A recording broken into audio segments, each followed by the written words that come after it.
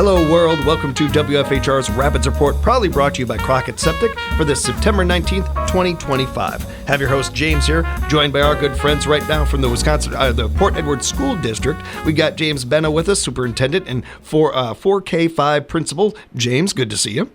Good morning, James.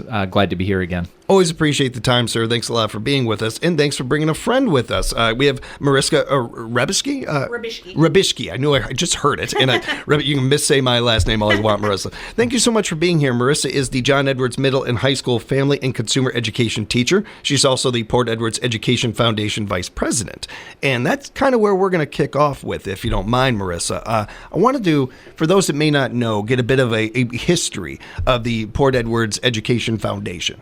Sure. So the Education Foundation sort of came to be with the brain power in 1995. It was a group of community members, former educators. They were looking for a way to get contributions that they could use for grants and scholarships specifically for the Port Edwards School District. So they officially became a foundation in 96 and have been going strong ever since then. Very cool and nicely done. Thank you. You're good. She's good. This is going to be great. When it comes to teacher scholarships, can you tell us a little bit about that? Yep. Every year we offer a chance for our teachers to get grants. We take all of the money that we get during the school year through donations, which we get through our fund drive, just memorial donations, all those kinds of things. Mm-hmm. And that money is going back directly to our teachers. So the teachers get a grant writing process. They have about a month to decide what they want to do. And we've had a lot of different scholarships or grants that have come out, and they're really things that enhance the curriculum, what they're already doing, but are outside of what maybe our school budget allows, or things that are really innovative, that are new, that might be hard for us to get. So we've been able to donate almost $400,000 directly to the staff at our school. It's not really something we do around, but I want to pull out the sound effect of the winning bell to that number. That's amazing. That's fantastic to hear. Wow. And what I'm hearing in that is ideas. I'm hearing teachers' ideas for students that are able to be, not just a thought, but actually put into action. Yeah, we've had some really awesome grants over the years. We planted pear trees at the elementary school. So those are like full fruiting trees now. The kids get to eat the pears. They go into our school lunch program. They created a summer school fishing program. We are able to offer an orchestra strings program for elementary and middle school students and high school students now. We purchased a bunch of CPR mannequins for the health department so that the students can practice and learn CPR skills, some Spanish immersion camps, all kinds of really great things. And just on these examples, I can pull from every one of those fun and interesting things for students that they enjoyed. I'm sure the teachers enjoyed too. But at the same time, like life things that they're going to carry with them the rest of their lives. Yeah, exactly. And that's a big part of the scholarship writing process, is that we wanted to enhance not only the classroom time now, but to make them more productive citizens in the future. Mm-hmm. Well said. And definitely mission getting accomplished here on that. That's really cool to hear. And it's all the more reason why when we talk about events at the Port Edwards School District, events that you can be a part of as a community, we encourage you to be a part of them. They're fun, for one thing. They always have a good time with any of these events, but it's also your impact. I just had Terry in from the United Way, and we were talking a little about this, and it was talking to her that I had this thought in my head that we talk about donation a lot. We use that word a lot. But when I hear people use the word donation, I'm hearing investment. I'm hearing an investment in our community. I'm hearing an investment in the greatest thing any of us can invest in the future. Like, please tell me what's better investment than that. There isn't anyone. I don't care what the stock numbers say or anything like that. That's the best investment you can make with your dollar. And when you hear about these events and you attend these events, you're going to have a good time. You're going to enjoy yourself, but you can also know that you are investing in your community. And to that point, Marissa, I wanted to mention the annual Golf Scramble fundraiser that's coming up. Yes, we have a golf scramble every summer. This summer it is, oh my gosh, I forgot to write down the day. It's the day after Father's Day. So Nicely done. Nicely Yes. done. Well done. I'm just going to pull it up, but you had it. You had it. Great job. I think only once in our 30-year history has it not been the day after Father's Day, but we've returned to that day after Father's Day at the Bullseye Country Club, and it's an investment, but you're also investing in a lot of fun. It's a very fun day, and I'll let Marissa talk more about that.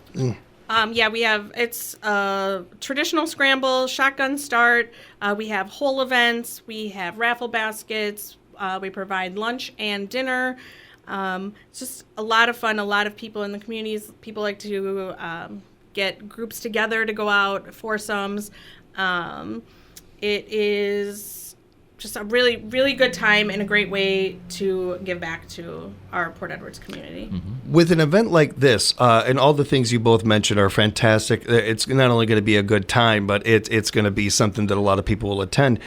I almost think you said golf. Like for a lot of people out there, as soon as you said golf, they were all in. They're already Googling this and looking it up and everything. It's one of those things, and I joke about it, but our community supports these events so much. And one of the ones that we love is our golf scrambles and some of these. You always see a good attendance and a good turnout for them. Let's make sure there is a great one. Find out how you and your team or just yourself can sign up for this and be a part of this great golf scramble. We'll be giving details on our morning show and promoting it, talking about it as much as we can. Yeah. Sounds good. If I could, James, real quickly, one of the really cool things about, I think, the PEEF Golf Scramble, just from my perspective of being an educator, having been in a number of charity events and scrambles and things like that, the money that is spent at the Golf Scramble, there is no overhead with PEEF. There is zero. Every penny that you donate, every penny that you spend toward golf, every penny that you buy a raffle ticket from, that is going to go directly toward the scholarships for our teachers, and 100% of that money goes directly toward our student programming. So, that's a really cool thing about donating to a local, small charitable organization such as PEEF. 100% of the money, it's going to benefit the students of the Port Edwards School District. So I just wanted to add that little plug that when you come out and support us, that money goes directly to our kids. Appreciate that. Want to get to some things with you in a moment, sir. But if you don't mind, Marissa, I also wanted to ask before we wrap up with you about the 2025-26 officers and how to donate for people. Sure. So our president for PEEF is Liesl Detlefson. She just took over as president last year, doing an awesome job. She's been a PEEF board member for quite some time. I just recently became the vice president. We have April Hofferman as our treasurer and Karen Isaacson as our secretary. And then we have 11 other board members. Awesome. A big thank you and congratulations to everybody. That's awesome. That's really good to hear. A lot of great individuals. Some of those that we've talked to on the airwaves here and everything. We know how great of people they are. You put good people in great places, good things happen. That's really cool to hear. Did we cover everything, Marissa? We get all our bases covered here? Yeah, I think so. We do have our annual fund drive that's going to be starting in October, which runs through December. We have a PEEF Facebook page that you can reach out to if you just look up Port Edwards Education Foundation. There's also a link from the Port Edwards School District webpage that you can find us for how to donate. Awesome. Thank you for that. We'll make sure to mention those again before we wrap up today, and really appreciate the time, Marissa, and certainly appreciate everything you're putting into our community. Thank you so much. Yeah, thank you for having me.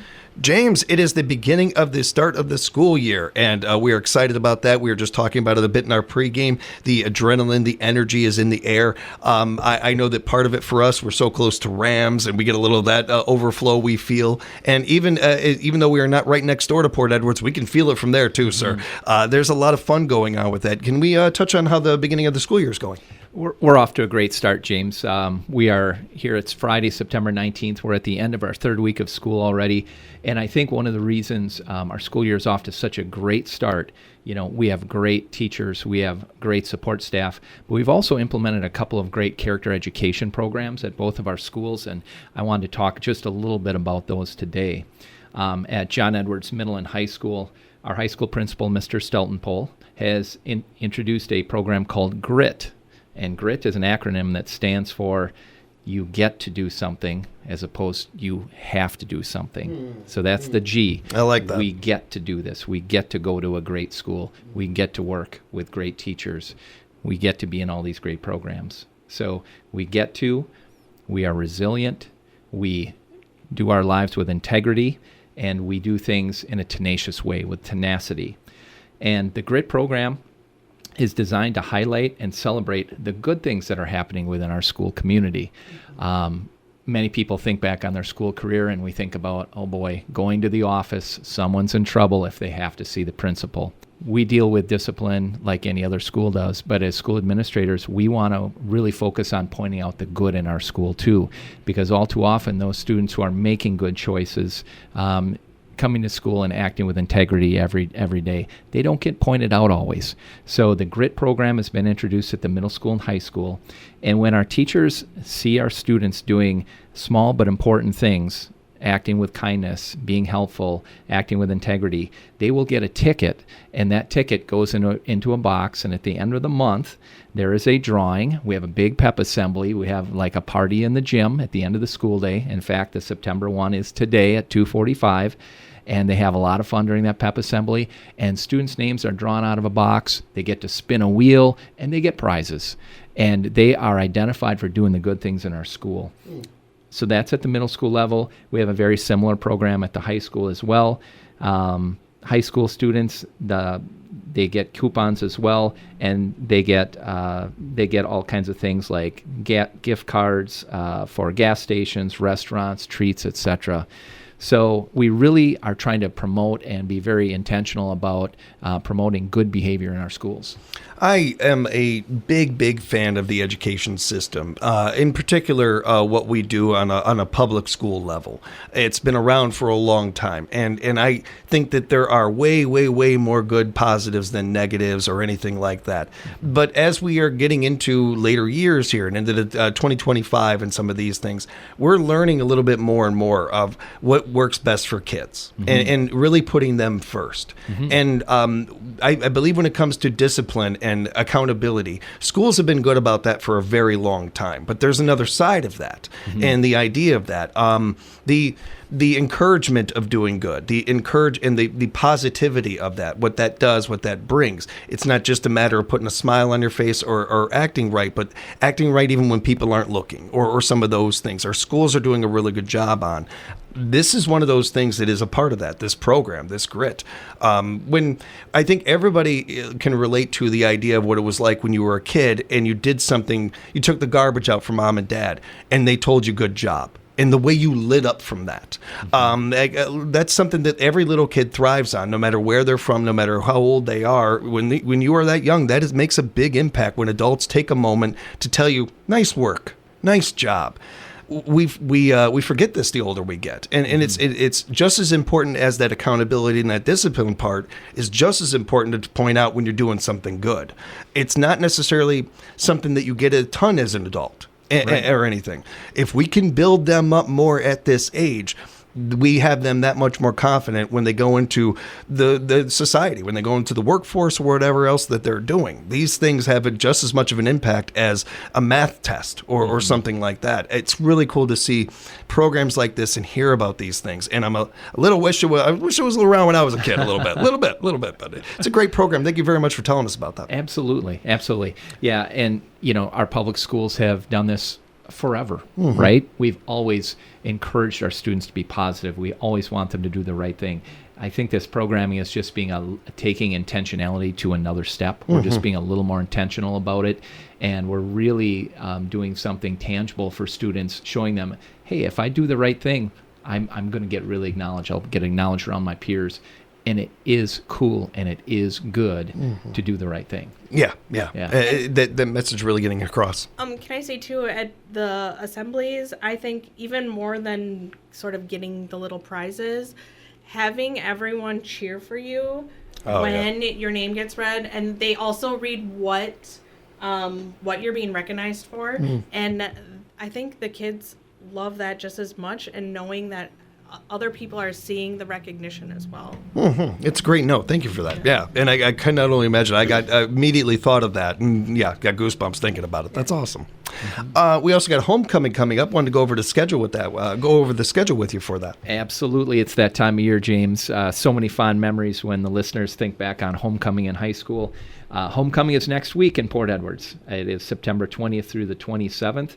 I'll just run through some of the highlights. We have a lot of fun activities going on. On Saturday night, we have the Powder Buff volleyball tournament. That is boys from each grade playing each other. They'll also be playing a staff team.